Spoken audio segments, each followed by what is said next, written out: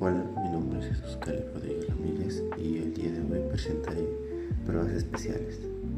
Prueba de McMurray, signo de Fauci.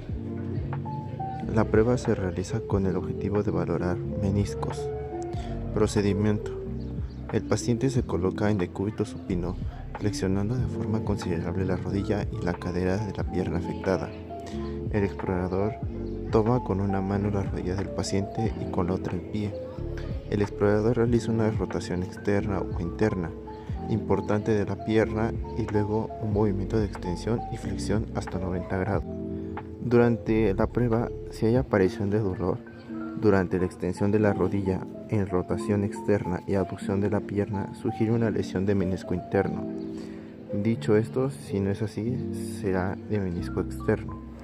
La aparición de chasquido durante la flexión importante indica la existencia de algún tipo de lesión de otro tipo en ambos meniscos.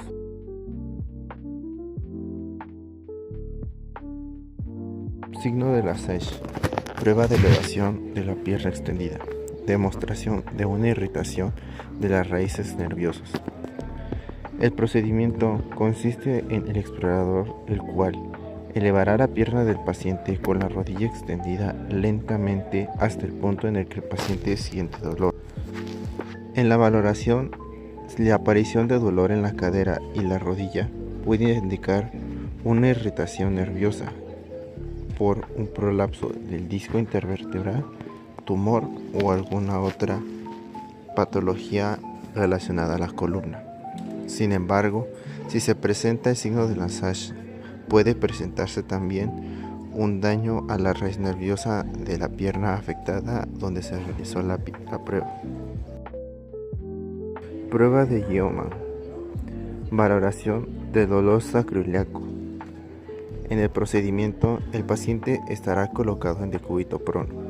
Mientras tanto, el explorador levantará la pierna de la camilla con la rodilla flexionada a 90 grados, una hiperextensión de la articulación coxofemoral. En la primera parte de la prueba será sobrecargada las estructuras posteriores de las articulaciones sacroiliacas, pero al final también se verán las anteriores con participación de los ligamentos sacroiliacos anteriores. Si aparece dolor en la región de la columna, se deberá sospechar una patología localizada a ese nivel.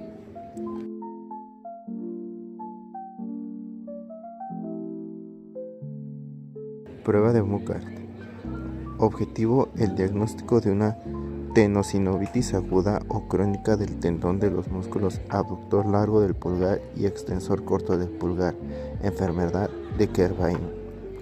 Durante el procedimiento, el paciente desplazará la articulación de la muñeca hacia cubital con los dedos extendidos y el pulgar en aducción. La aparición de dolor intenso en la apófisis estiloides radio que se irradia hacia el pulgar y el antebrazo indica una tenosinovitis de los ligamentos y posiblemente de tendones de los músculos aductor largo y extensor corto del pulgar. Además, si se localiza tumefacción y dolor a la presión del territorio del primer tendón extensor, la aducción del pulgar contra resistencia también se asociará a dolor.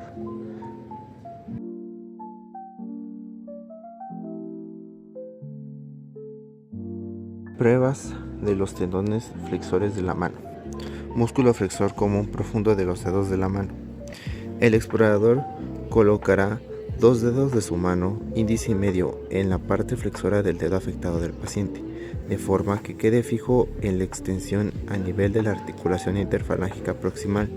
Se le pide al paciente que realice una flexión aislada de la articulación interfalángica distal del dedo, en la cual la exploración se deberá repetir por separado en cada dedo.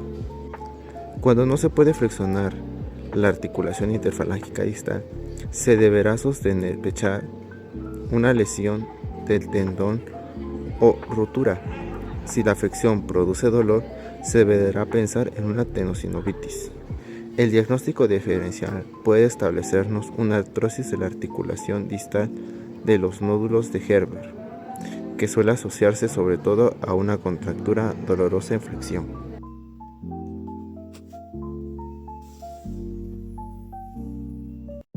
Pruebas de los tendones flexores de la mano.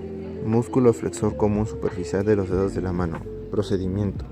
Se le pide al paciente que flexione la articulación interfalángica proximal del dedo afectado, al tiempo que el explorador mantiene dos dedos que no se desean explorar en la extensión para evitar la función del músculo flexor común profundo de los dedos de la mano.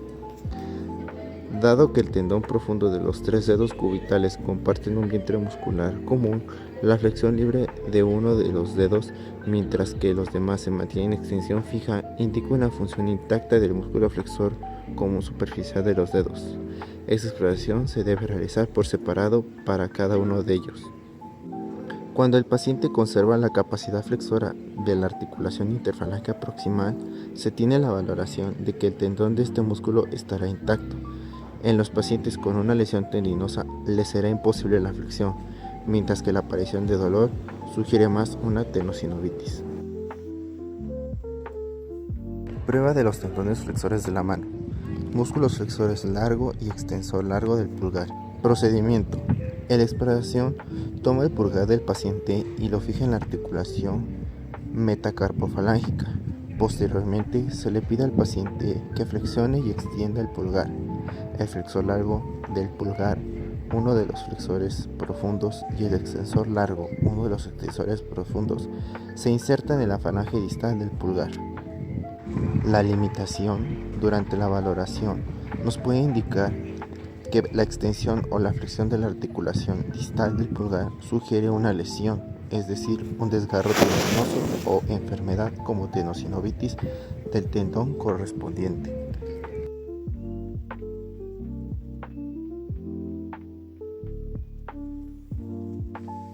Bueno, eso sería todo. Espero que estas pruebas hayan sido de ayuda y muchas gracias por su atención.